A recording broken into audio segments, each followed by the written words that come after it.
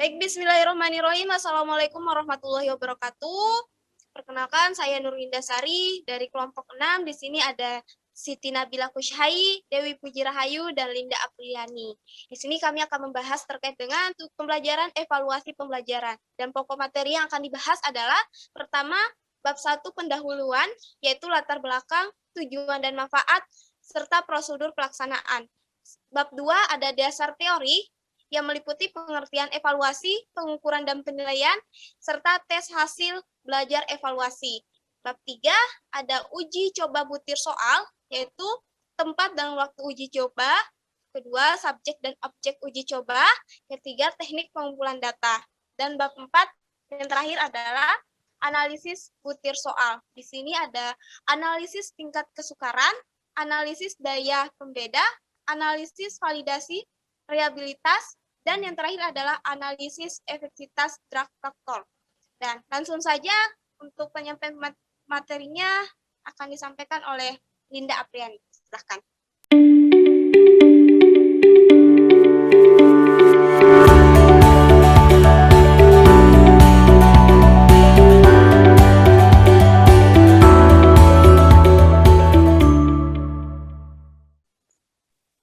Baik, Assalamualaikum warahmatullahi wabarakatuh. Saya di sini menjelaskan bab 1 pendahuluan. Yang pertama, latar belakang. Peran evaluasi di dalam pendidikan berkembang bersama dan sesuai dengan perkembangan pendidikan itu sendiri. Selama berabad-abad, pendidikan mempunyai fungsi selektif untuk menjaring siswa yang mampu mencapai pendidikan tinggi. Populasi orang yang terdidik membentuk suatu piramida. Jumlah terbanyak pada tingkat yang paling rendah, makin tinggi tingkatnya, makin sedikit jumlahnya. Dan pada jenjang yang paling tinggi hanya beberapa saja yang mampu sampai di sana. Seleksi dilakukan melalui proses evaluasi berbentuk ujian. Dengan demikian, dalam situasi pendidikan seperti itu, evaluasi terutama berfungsi untuk memilah-milah siswa antar yang mampu dan yang tidak mampu, antar yang pintar yang kurang. Peran evaluasi di dalam pendidikan berkembang bersama dan sesuai dengan perkembangan pendidikan itu sendiri. Tujuan dan manfaat. Tujuan dari kegiatan uji coba soal tes mata pelajaran IPA adalah sebagai berikut. Untuk memenuhi tugas mata kuliah evaluasi hasil pembelajaran IPA. Untuk mengidentifikasi soal-soal yang baik, kurang baik, dan soal yang tidak baik.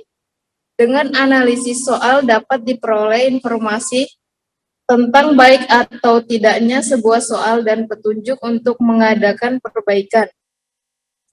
Untuk mengidentifikasi taraf kesukaran soal-soal sehingga seleksi soal-soal dapat dilakukan sesuai dengan bentuk akhir tes.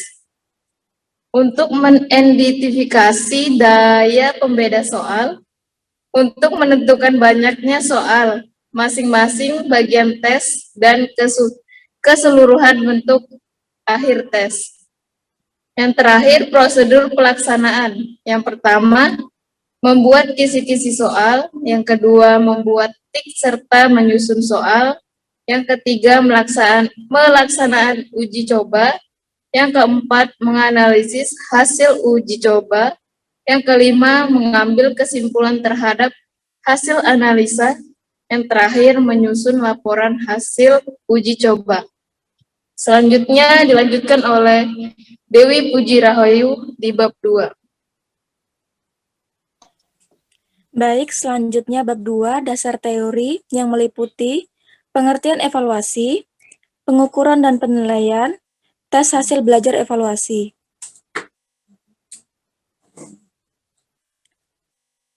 Pengertian evaluasi, secara umum definisi evaluasi adalah suatu proses dalam mendapatkan informasi secara menyeluruh serta berkesinambungan mengenai proses serta hasil dari sebuah kegiatan yang dilakukan oleh seseorang, yang nantinya dapat dijadikan sebagai dasar dalam penentuan lebih lanjut. Selanjutnya, pengertian pengukuran. Pengukuran ialah proses untuk mendapatkan pemberian kuantitatif mengenai tingkat rendahnya pencapaian seseorang dalam suatu tingkah laku tertentu. Dengan demikian, hasil pengukuran selalu berbentuk angka. Seperti pada pernyataan, Dina dapat menjawab dengan benar 85% di antara 50 soal yang diberikan. Untuk mendapatkan angka tersebut digunakan alat ukur. Selanjutnya, pengertian penilaian. Penilaian berarti menilai sesuatu, sedangkan menilai itu mengandung arti mengambil keputusan terhadap sesuatu dengan mendasarkan atau berpegang pada ukuran baik atau buruk, sehat atau sakit, pandai atau bodoh, dan sebagainya. Jadi, penilaian itu sifatnya adalah kualitatif.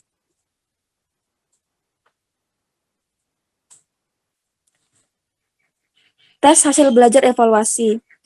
Menurut Zainul Nasution tahun 1997, tes hasil belajar adalah salah satu alat ukur yang paling banyak digunakan untuk menemukan keberhasilan seseorang dalam suatu proses belajar mengajar atau untuk menentukan keberhasilan suatu program pendidikan. Ciri-ciri tes yang baik, yang pertama, reliabilitas. Dapat juga disebut dengan keterandalan yang berhubungan dengan masalah kepercayaan, yakni tingkat kepercayaan bahwa suatu instrumen evaluasi mampu memberikan hasil yang tepat. Yang kedua, validitas. Tepat, benar, atau absah telah dapat mengukur atau mengungkap hasil-hasil. Yang ketiga, objektivitas. Apabila dalam melaksanakan tes itu tidak ada faktor subjektif yang mempengaruhinya. Kemudian yang terakhir, ekonomis. Adalah pelaksanaan tes tersebut tidak membutuhkan biaya yang mahal, tenaga yang banyak, dan waktu yang lama. Selanjutnya akan dibacakan oleh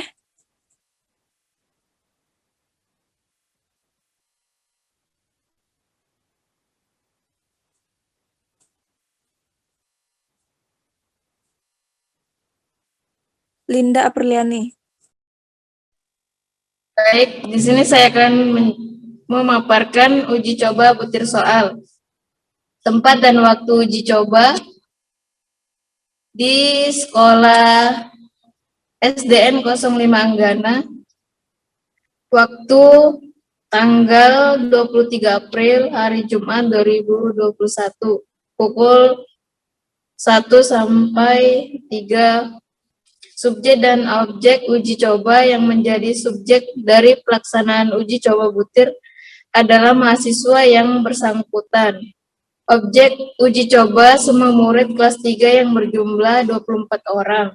Teknik pengumpulan data, instrumen uji coba pelaksanaan secara tertulis dengan jumlah soal sebanyak 20 butir soal yang terdiri dari 20 butir pilihan ganda. Jenis butir soal pilihan ganda biasa. Pelaksanaan pengumpulan data dilaksanakan pada hari Jumat 23 April 2021. Selanjutnya oleh Nurlinda Sari. Baik, terima kasih. Di sini terpaparkan yang pertama tempat dan waktu uji coba. Jadi tempat pelaksanaan uji coba butir soal itu di SD 023 Sepaku. Kemudian waktu uji cobanya itu di hari Selasa tanggal 20 April tahun 2021. Dimulai dari jam 8 pagi sampai jam 10 pagi. Subjek dan objek uji coba itu yang menjadi dari pelaksanaan uji coba butir soal adalah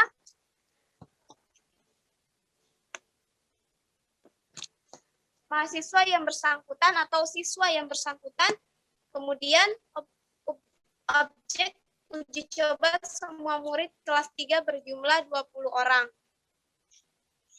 Selanjutnya, teknik pengumpulan data. Yang pertama, instrumen uji coba. Kemudian, uji coba pelaksanaan secara tertulis dengan jumlah soal sebanyak 10 butir soal yang terdiri dari 10 butir pilihan ganda. Dan yang terakhir adalah jenis butir soal pilihan ganda biasa, dan kemudian pelaksanaannya dilakukan pada hari Selasa tanggal 20 April 2021. Selanjutnya, lanjutkan oleh Siti Nabila.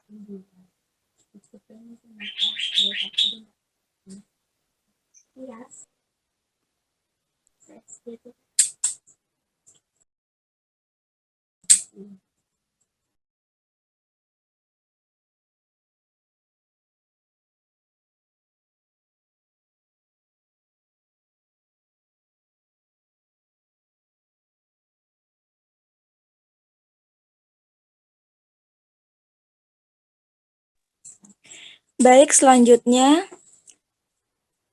saya akan membacakan hasil uji coba butir soal, tempat dan waktu uji coba, tempat pelaksanaan di SDN Negeri 012 Lojanan. Waktu uji coba hari Sabtu tanggal 17 April 2021, dimulai dari pukul 9 sampai jam 11.30 waktu Indonesia Tengah.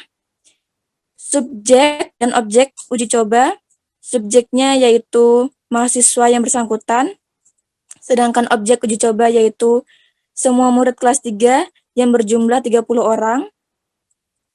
Teknik pengumpulan data, instrumen uji coba secara tertulis dengan jumlah soal sebanyak 20 butir soal yang terdiri dari 20 butir pilihan ganda. Kemudian pengumpulan data dilaksanakan pada hari Sabtu 17 April 2021. Selanjutnya akan dijelaskan oleh Siti Nabila. Tempat dan waktu uji cobanya di SD Negeri 017 Solo. Waktu uji coba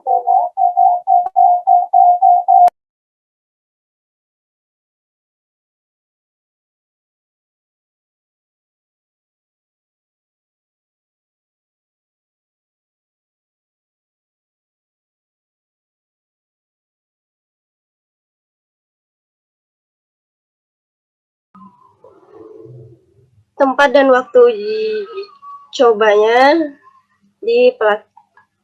di SD Negeri 017 Solo. Lalu waktu uji cobanya hari Rabu 21 April 2021 pukul 12 sampai 13 waktu Indonesia Tengah. Subjek dan objek uji cobanya. Subjeknya itu mahasiswa yang bersangkutan. Objeknya semua siswa kelas 3 yang berjumlah 30 orang. Teknik pengumpulan datanya yaitu instrumen uji coba pelaksanaan secara daring dengan jumlah soal 20 butir soal. Pelaksanaan pada hari pelaksanaan dan pengumpulan datanya pada hari Rabu 21 April 2021. Selanjutnya akan membahas bab 4 analisis butir soal. Tingkat kesukaran yang rumusnya P sama dengan B per N. Keterangan P tingkat kesukaran, B jumlah peserta tes yang menjawab benar, N jumlah peserta tes. Di bawah ini ada kriterianya. P lebih besar dari 0,75 itu dianggap mudah. Jika sedang 0,25 lebih kecil dari P atau P lebih kecil dari 0,75 itu dianggap sedang. P lebih kecil dari 0,25 itu dianggap sulit. Selanjutnya rumus daya pembeda. RPB sama dengan RPB sama dengan XI bar dikurang X bar per X SX dikali akar PI per 1 dikurang PI, di mana keterangan RP bis adalah koefisien korelasi poin biseral XI bar rata skor X untuk peserta tes yang menjawab benar, X bar rata skor X, SX standar deviasi atau simpang baku skor X, PI itu proporsi peserta tes yang menjawab benar, butir item soal dari 1 sampai seterusnya. Selanjutnya analisis validitas, di mana rumusnya RXY sama dengan N dikali sigma XY dikurang sigma X dikali sigma Y per akar N dikali sigma X2 X pangkat 2 dikurang sigma X dipangkatkan 2, lalu dikali N dikali sigma Y pangkat 2 dikurang sigma Y dipangkatkan 2, di mana keterangannya RXY adalah koefisiensi korelasi antara variabel X dan variabel Y, N itu jumlah peserta tes, X adalah skor mentah perubahan X, Y adalah skor mentah perubahan Y. Lalu X pangkat 2 kuadrat dari X, Y pangkat 2 kuadrat dari Y, sigma XY yaitu jumlah perkalian X dengan Y. Selanjutnya, analisis reliabilitas. Rumus yang digunakan yaitu rumus KR20. R11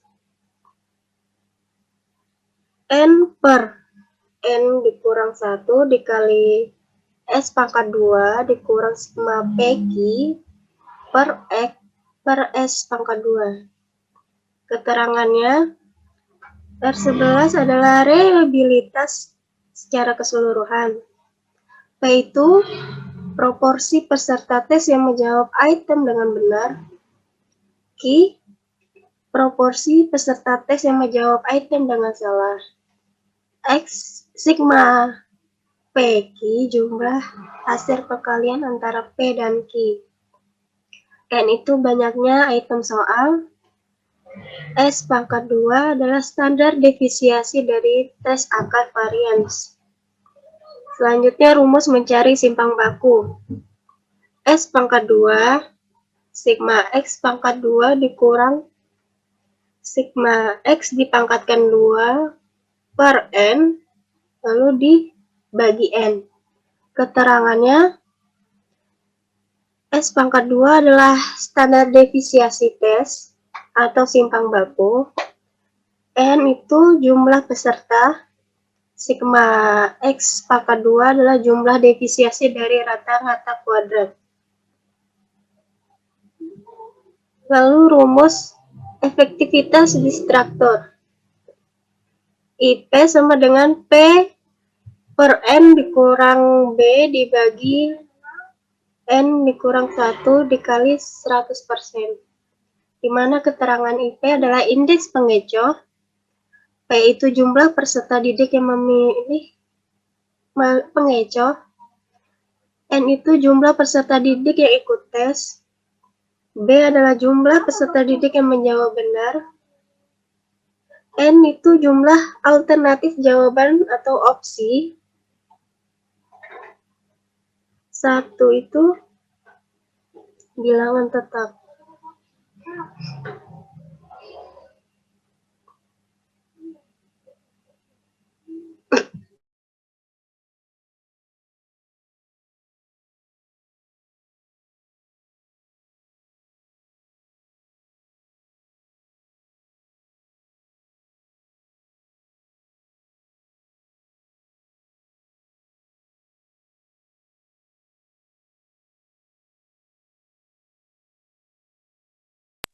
Udah tertutup. Baik, itu tadi penjelasan terkait dengan sub-sub materi yang kami pelajari di evaluasi pembelajaran dan sudah disampaikan oleh saya, Dewi Puji, Linda Priani, dan Siti Nabila Kushai. Kami dari kelompok 6 mohon maaf jika banyak kesalahan dan kekurangan. Kami akhiri. Wassalamualaikum warahmatullahi wabarakatuh.